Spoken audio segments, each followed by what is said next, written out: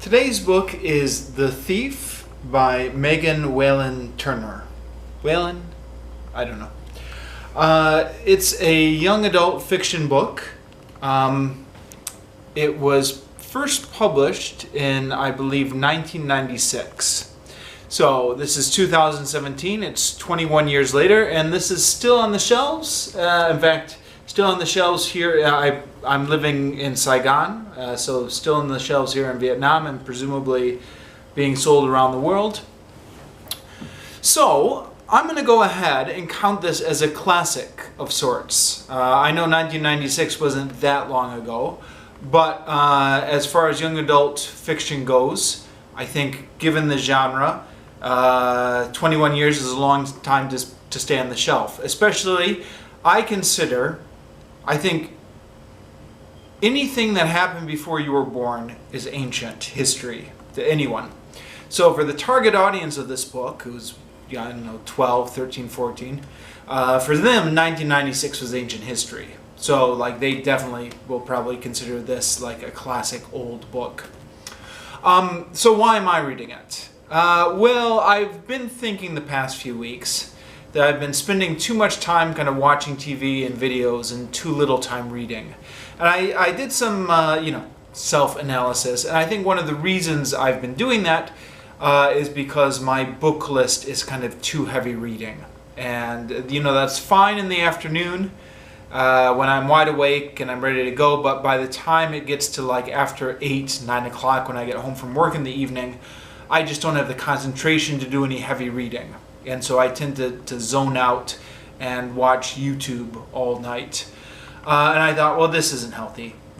Bad for your eyes, bad for your posture.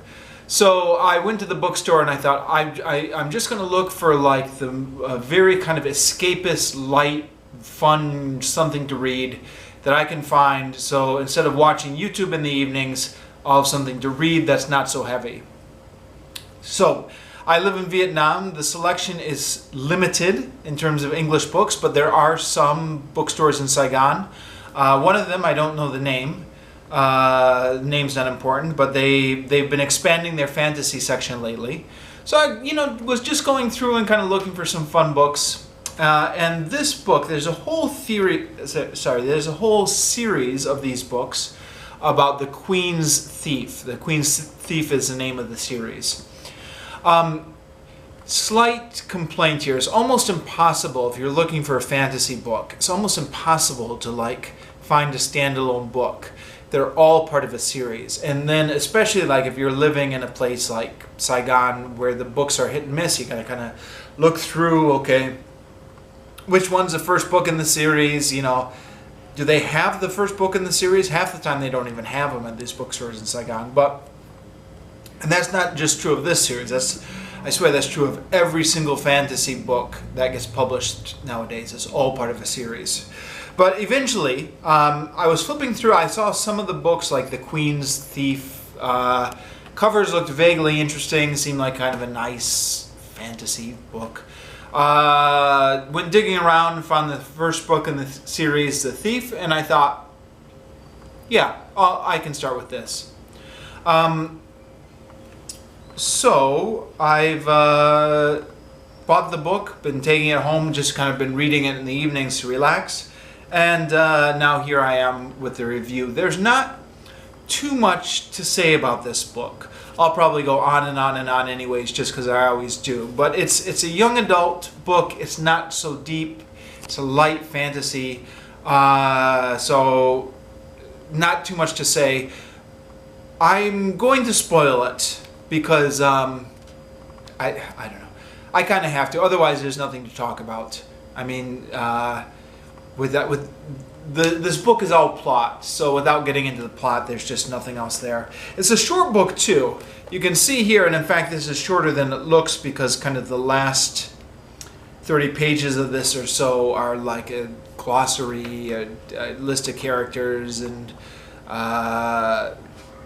ads for other books and stuff like that. So this is it's an unusual fantasy book in this sense. I think ever since Tolkien, I think somebody correct me if I'm wrong on this, but I think Tolkien pretty much created the modern fantasy genre.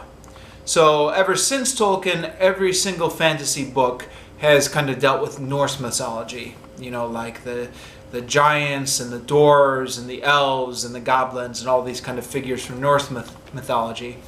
And if Tolkien had been interested in like Greek or Roman mythology instead of Norse mythology, then, you know, like the fantasy genre nowadays would look completely different than the way it does. And, you know, maybe in some sort of alternate universe there, Greek and Roman mythology kind of became the dominant theme in the fantasy genre. But I think because of Tolkien's influence, it's all based on Norse mythology. This is an exception to that because this author is interested in Greek culture and mythology. And so it's kind of based on that.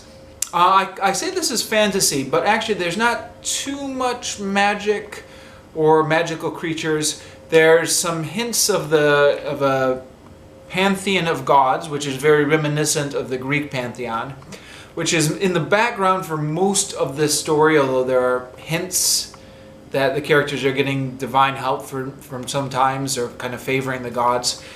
Actually, they're more than hints. The gods are explicitly in one scene, but even then I think there's some ambiguity of whether it's all kind of a vision or whether it's really happening. But it's all the names are kind of Greek-sounding names. It's a very kind of Mediterranean-type book, and they talk about olives and yogurt and just, you know, just kind of the whole setting is very Mediterranean. And all the names of the characters are Greek names or Greek-esque names. It's a young adult novel, so the protagonist is a teenager. I don't think his name is kind of ever given, but sorry, what did I say? I don't think his age is ever given, but he's got to be around maybe 14, 15, 16, something like that, about 16 years old. And he starts out at the very beginning of the book. He is in prison because he's like a famous thief and he got caught, and so he's in prison now.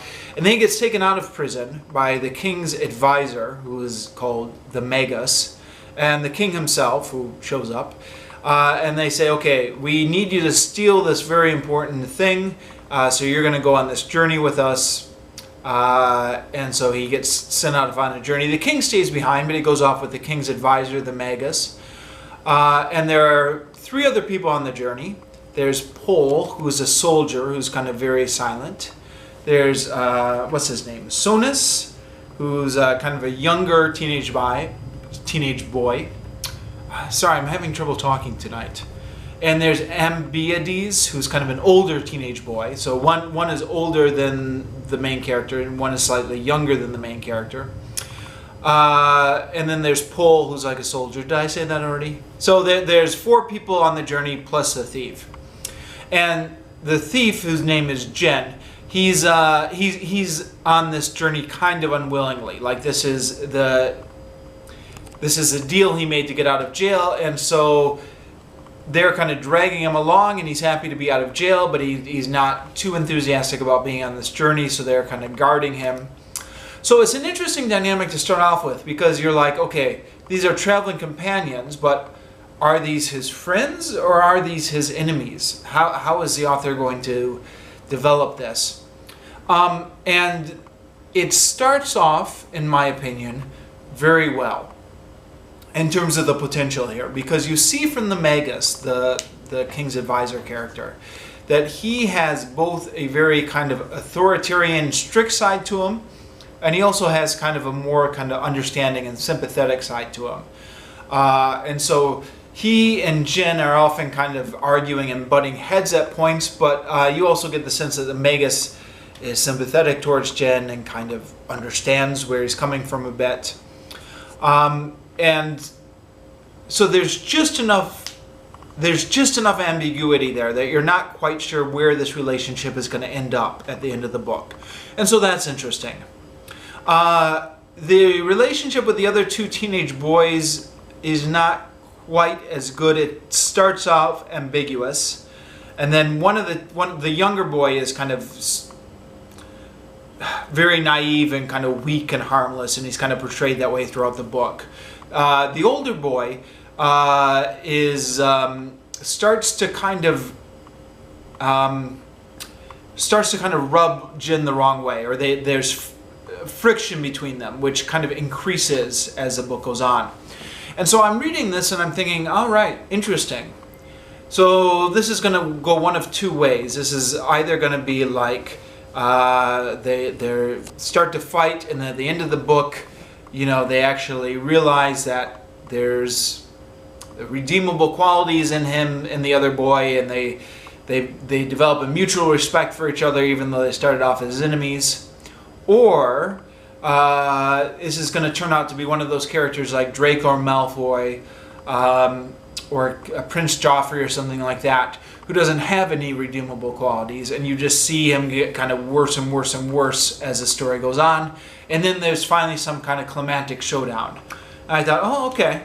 Well, either way, it could be kind of interesting. I think like the Draco Malfoy angle is less interesting. The kind of, you know, you become enemies, but then you kind of become friends later angle would be a bit more interesting, but either way, there's some potential for drama here.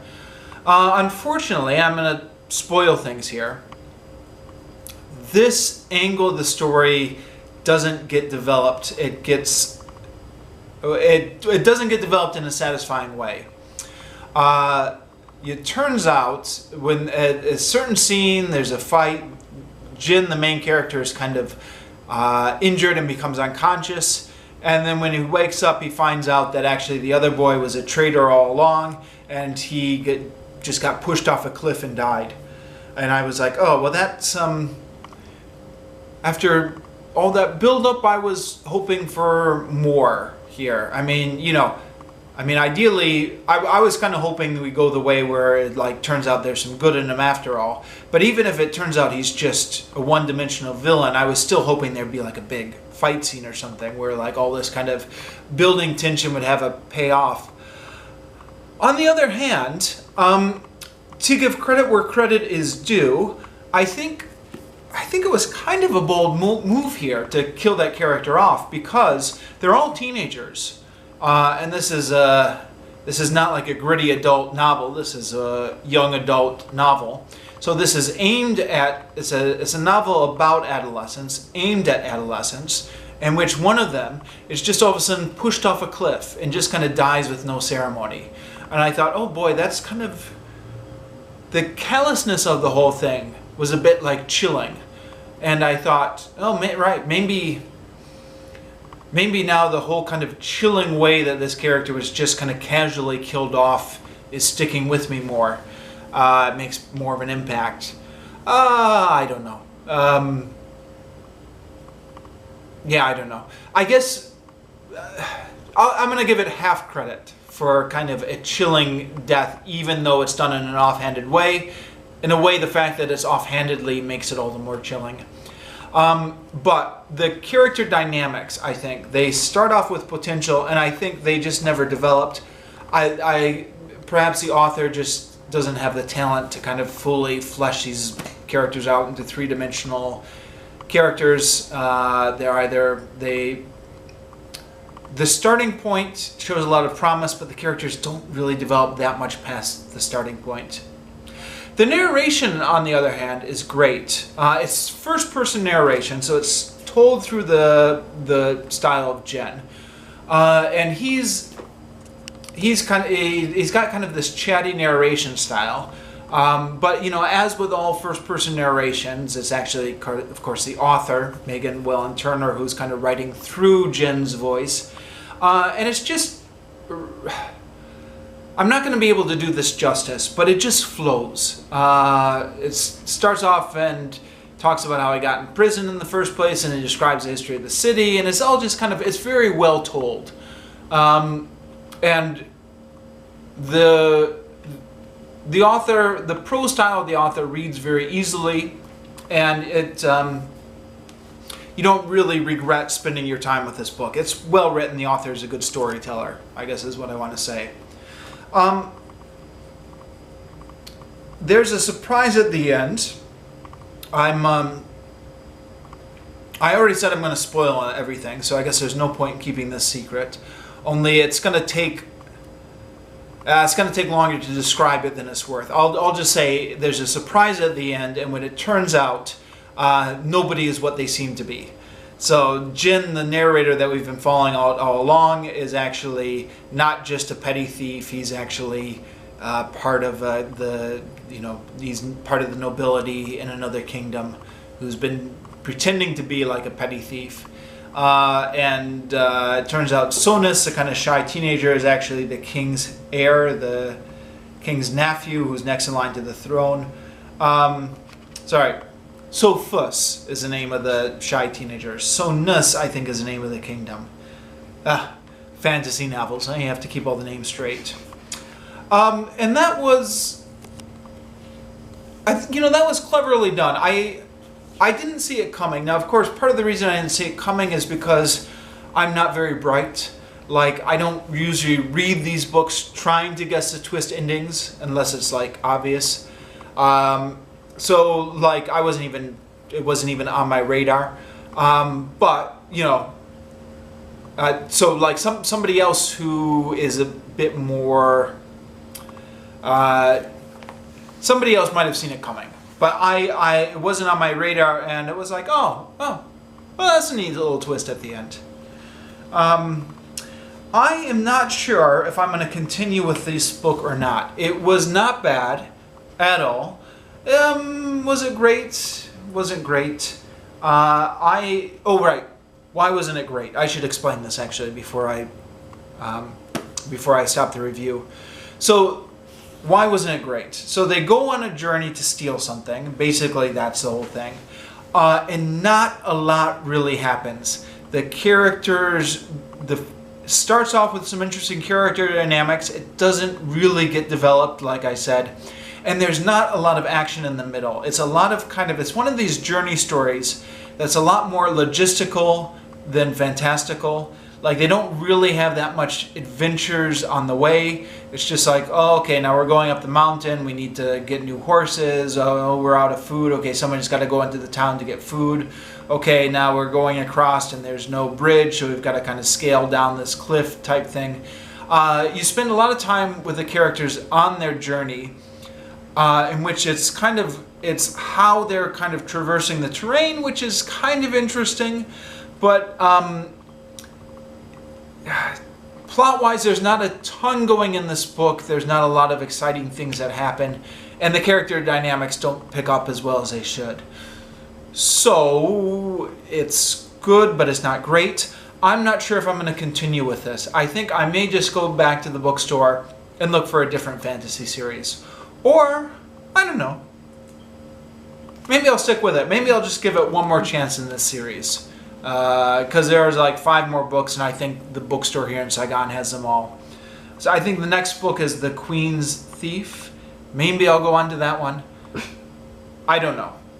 But that's all I've got for this book, so that's all for today.